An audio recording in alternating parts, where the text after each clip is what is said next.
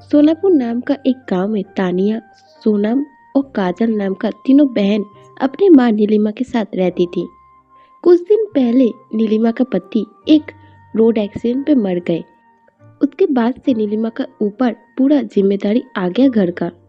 नीलिमा की दोनों बेटी तानिया और सोनम थी बहुत ही बदतमीज और घूमने वाली लड़की। इधर उधर घूमती रहती थी। वो लोग घर नहीं देखती थी। और दूसरी तरफ काजल का दिमाग बहुत ही अच्छा था। वो बहुत ही चालाक थी। वो हमेशा अपनी माँ का मदद करती थी। नीलिमा हर दिन की तरह आज भी फूल लेके बाजार पे जाती है बेचने, लेकिन आज उसका फूल कोई नहीं खरीदता है। कुछ भी बिकता नहीं है। हे खुदा, आज तो एक भी फूल नहीं बिका। मेरे पास 10 रुपया भी नहीं है। ऊपर से तानिया और सोनम आज बर्गर खाने के लिए जिद किया। आज मैं क्या करूं? उन लोगों के सामने कैसे जाऊं? कुछ दाल चावल भी नहीं मिलता है और ऊपर से पैसा भी नहीं है। आप मुझे थोड़ा सा मदद कीजिए, कोई रास्ता दिखाइए।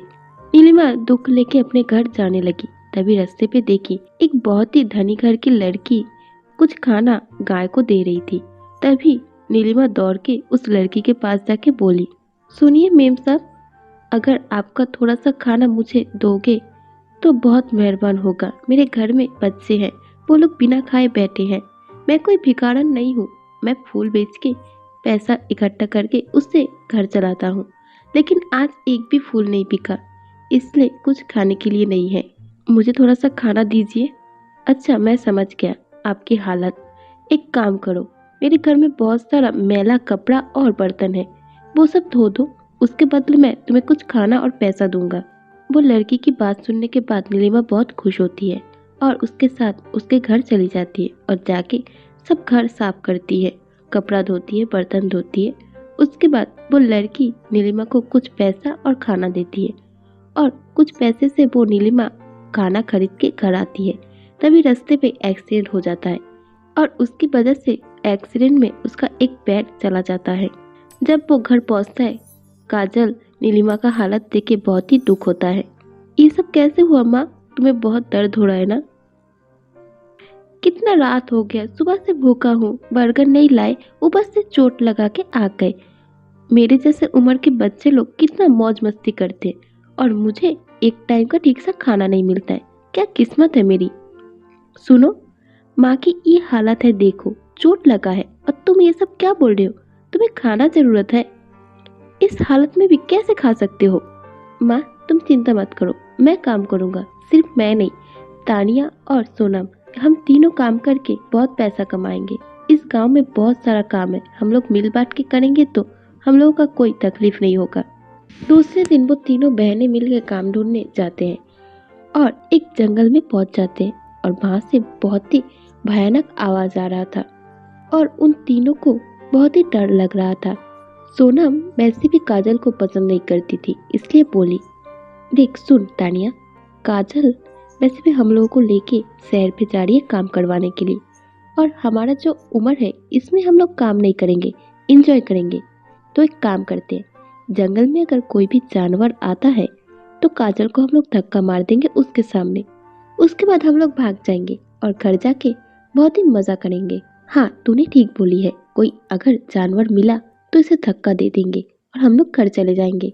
ये सब सोच के दोनों बहनें खुश हो रही थी और अचानक रास्ते में एक बूढ़ी औरत मिलती है और उन लोगों के पास आके बोलती है, बेटी तुम लोग इस जंगल में क्या कर रहे हो? इस जंगल में तो कोई इंसान नहीं आता है। लग रहा है खुदा ने भी तुम लोगों को भेजा है यहाँ पे मेरी मदद करने के लिए। मुझे बहुत भूख लगी है, 2 दिन से मैं कुछ नहीं खाई। ए बूढ़ी औरत, तुझे क्या लगता है हमारे पास बहुत पैसा है और तुझे दे दूंगी? अगर पैसा होता तो इस जंगल से हम लोग थोड़ी ना शहर के लिए जाते, तो बस या ट्रेन से जाते। और शहर ही क्यों जाते पैसा कमाने के लिए? कहाँ से आ जाते हैं ये भिखारी। तानिया तुम ये कैसे बात कर रहे हो बड़ों के साथ? तुम्हें थोड़ी भी शर्म नहीं है? ऐसे कोई बात करते हैं? अगर खाना नहीं है तो मना कर दो, ऐसे मत बात करो।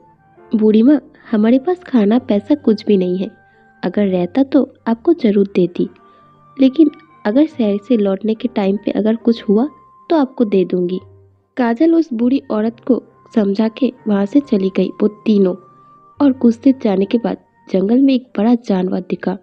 तभी तानिया और सोनम बहुत खुश होती है और काजल को धक्का देख के जानवर के सामने वो लोग भाग जाते हैं। काजल बहुत ही मुश्किल से उस जानवर के साथ लड़ी और उसके बाद दोनों बहनों के पास गई और काजल को देख के तानिया और सोनम बहुत ही गुस्सा हो गई। उसके बाद तीनों बहनें मिलकर फिर से चलना शुरू कर देती है। कुछ दूर जाने के बाद 3 नदी देखती है। ये देखने के बाद तानिया और सोनम बहुत ही गुस्सा हो जाती है काजल के ऊपर और बोलती है, अरे ये काजल की बच्ची, तूने बोला था जंगल में एक नदी होगा, उसको पार करने से उस पार शहर होगा। यहाँ तो 3 नदी है, इसमें से शहर जाने का कौन सा है? तानिया और सोनम काजल को डांट रही थी। तभी एक सुंदर परी वहां पे आके बोली, सुनो बच्चों, ये सब जादुई नदी है, ये सब स्वर्ग पे जाती है। ये 3 नदी है और ये नदी मेरा है और मैं रानी परी हूँ यहाँ का। इसमें से पहला नदी जाता है जहाँ पे वहाँ पे बहुत सोना और हीरे मिलेगा, जिसको लेके तुम लोग बहुत अच्छे से रह पाओगे अपने जीवन में। और दूसरी नदी भी बहुत अच्छा है, वहाँ पे हीरे मिलेंगे। और जो तीसरा नदी है उनमें जाओगे तो बहुत ही बीमार पड़ी मिलेंगे, उन लोगों की इलाज की बहुत जरूरत है, तुम लोग जाके उनका देखभाल करोगे। अब बोलो तुम लोगों को कौन सा नदी पे जाना है? परी, आप क्या पागल हो? मैं सोना हीरे छोड़ के मैं तीसरे वाले नदी पे क्यों जाऊं? मैं पहले वाले में जाना चाहता हूँ, वहां से मैं सोना हीरे सब ले पाऊंगा। और हम लोग शहर पे जा रहे थे काम के लिए, उसका भी कोई जरूरत नहीं पड़ेगा, हम लोग बस हीरे और सोने से अपना जीवन बिता पाएंगे। तानिया, तुम सोने वाला नदी ली है, तुमसे ज्यादा बेवकूफ कोई नहीं है। मैं तो दूसरा वाला हीरे वाला लूंगा, वहां से बहुत सारा हीरे लेके मैं घर लौटूंगी। उसके बाद काजल बोली, बड़ी रानी, मुझे ज्यादा कुछ नहीं चाहिए, मैं तीसरे वाले नदी में जाना चाहता हूँ, वहां जाके बीमार परी को सेवा करना चाहता हूँ और उसके बदले मुझे कुछ पैसे दे देना, वो पैसा लेके मैं अपनी बीमार माँ का इलाज कर पाऊँ। अच्छा बच्चों, अब तुम लोग नदी में उस नाव में बैठ जाओ। उसके बाद परी जैसी बोली वैसे तानिया अपने नाव में जाके बैठ गई और सोनम भी और काजल भी खुद के नाव में बैठ गई। तानिया नाव चलाते चलाते बहुत सारा सोना मिला और वो सब उठा के लेने लगी और वो बहुत ही खुश थी। और दूसरी तरफ सोनम भी नाव लेके चली जाती है और कुछ देर जाने के बाद ही बहुत सोना और हीरे मिलता है उसे, वो सब उठा लेती है। लेकिन इतना वजन होने के कारण वो नाव डूबने लगता है और वो मर जाती है। कोई हो, बचाओ बचाओ, मैं मर जा रही हूँ, मुझे जीवन अभी भी एंजॉय करना है, मुझे बचाओ। वो लोग बहुत ही आवाज थी लेकिन कोई सुन नहीं पाया। और दूसरी तरफ काजल नाव लेके चली गई, लेकिन वहां जाके देखी कोई जल परी नहीं है। वहां पे बहुत सारा सोना हीरे बहुत कुछ है, पैसा, वो सब लेके वो आ गई। और तभी वहां पे परी आके बोली, काजल, मैं तुम्हारे ऊपर बहुत खुश हूँ, तुम बहुत ही अच्छी लड़की हो। इस नदी में अगर कोई लालच लेके आते हैं वो डूब के मर जाते हैं, तुम बहुत ही अच्छे हो। ये सब सोना लेके तुम अपने घर जाओ, अपनी माँ का इलाज करो और अपनी बाकी जिंदगी बिता लो अच्छे से। लेकिन परी रानी, मेरी दोनों बहन, उनका क्या? काजल, तुम्हारी दोनों बहनें बहुत ही लालच थे, इसलिए वो नदी में डूब गए। परी, मैं ये सब सोना हीरा नहीं चाहती, मेरे दोनों बहनों को लौटा दो, मैं उनसे बहुत प्यार करती हूँ, मुझे ये सब कुछ नहीं चाहिए। काजल, तुम बहुत ही अच्छे हो, बहुत ही दयालु हो, मैं तुम्हें देखती हूँ तो आश्चर्य हो जाती हूँ। तुम्हें मारने के लिए तुम्हारे बहनों ने जानवर के सामने धक्का दे दिया था, लेकिन फिर भी तुम उन लोगों को बचाने के लिए मुझसे भीख मांग रहे हो, तुम बहुत ही अच्छे हो। ठीक है, मैं तुम्हारे दोनों बहनों को लौटा दूंगी। उसके बाद परी जादुई शक्ति से उस काजल की दोनों बहनों को लौटा देती है। जब जान पाई थी तानिया और सोनम उसकी बहन ने उन लोगों की जिंदगी को भीख में मांगी थी, वो सुनने के बाद काजल के पास से दोनों माफी मांग ली। उसके बाद से काजल को एकदम बड़ी दीदी के जैसे मानने लगती है, वो लोग बहुत अच्छे से रहने लगते हैं। और उसके बाद से वो सब सोना और हीरे लेके अपने माँ के पास लौट जाती है।